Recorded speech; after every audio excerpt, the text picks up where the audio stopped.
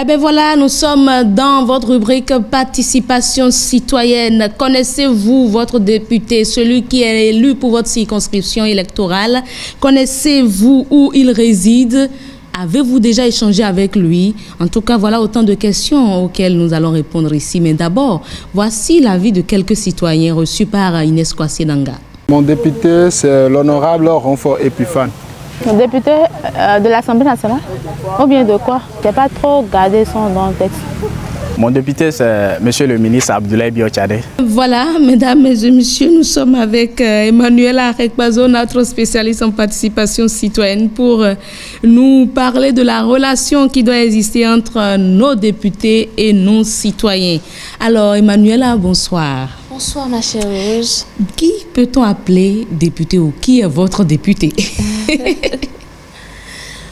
Bon, sans chercher à donner le nom du député de la circonscription électorale dans laquelle je vote, je vais dire simplement que le député est un parlementaire qui, à l'Assemblée nationale, participe au travail législatif du vote des lois et au travail du contrôle de l'action gouvernementale. Il est un élu de la nation qui siège au Parlement pour 5 ans. Le député, en dehors de son rôle de contrôle de l'action gouvernementale et de son rôle législatif, a le devoir d'être en contact permanent avec les citoyens. Nous allons revenir dans les détails sur ce pourquoi le député doit être en contact avec les citoyens, mais il faut qu'il tisse une relation d'information et de remontée des besoins avec les citoyens pour pouvoir réussir au mieux son travail parlementaire et de contrôle de l'action gouvernementale. Nous allons préciser aux citoyens que le député, dès qu'il est élu, n'est plus le député juste de la circonscription électorale dans laquelle il a été élu, puisque les lois qui sont votées ne sont pas des lois d'une circonscription électorale ou d'une autre, mais ce sont des lois qui s'appliquent à tous les citoyens béninois.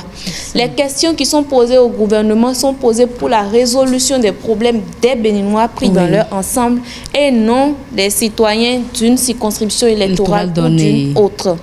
Le travail de contact entre le citoyen et les députés est important parce que même si nous les prenons circonscription par circonscription, les problèmes qu'ils rencontrent, leur résolution permettront d'améliorer les conditions de vie des citoyens dans tout le pays. Et il faut forcément que le député soit en contact avec quelqu'un ou des personnes dans le peuple pour lui remonter les informations. Donc c'est pour cela qu'on recommande fortement que le député soit redevable. Maurice Tantan en a parlé tout à l'heure. Que le député soit redevable envers les citoyens qui l'ont élu. En faisant une reddition de compte, en collectant leurs besoins et en les informant sur les différentes lois qui sont votées et autres. Alors, chers citoyens de type nouveau, connaissez-vous le contact de votre député? Êtes-vous déjà entré en contact avec lui? Comment cela s'est passé? En contact avec son député, est-ce que c'est possible comme ça de nos jours? C'est pas si possible que ça. Généralement, ce n'est pas des demandes d'audience ou pas des demandes en ligne qui se font via son numéro WhatsApp qu'il met à disposition de la population et également sa page Facebook par laquelle on le contacte souvent. On peut, à travers des notes d'audience, le rencontrer ou carrément faire une demande en ligne aussi à travers sa page Facebook ou chercher un intermédiaire qui peut vous aider à le rencontrer. Pour être en contact avec son député, ça sera un peu difficile, à moins que tu sois un peu reconnu et tu participes à des événements où les députés sont présents et tu peux profiter là et lui, bon, si c'est possible, parce qu'il y a des fois on n'a pas le temps ils n'ont pas le temps pour accorder aux personnes. Madame la spécialiste, je me base sur l'intervention de la dame, la dernière intervention. Est-ce que face à toutes ces difficultés, parce qu'effectivement, il y a de ces députés-là, quand ils vont là-bas, ils oublient comment ils ont fait pour partir là-bas. Est-ce que là, il faut ignorer carrément le député? La réponse à cette question est assurément non. Moi, je suis spécialiste en participation. Le citoyen, après sa participation au vote pour élire les députés, ne doit en aucun cas rester en écart pendant que le député est élu. Et le député ne doit en aucun cas non plus oublier les citoyens qui l'ont porté à ce poste, à ces responsabilités, puisqu'il n'est rien d'autre que leur représentant. Il ne fait que porter la voix de milliers de personnes qui se sont accordées pour le mettre à cette place. Alors, qu'est-ce qu'il y a lieu de faire? Voilà. C'est vrai que jusqu'à la date où nous parlons, il y a des difficultés d'accès à certains députés. Nous le reconnaissons tous. Mais reconnaissons aussi que les innovations au niveau de l'Assemblée nationale permettent de réduire un tant soit peu ces difficultés.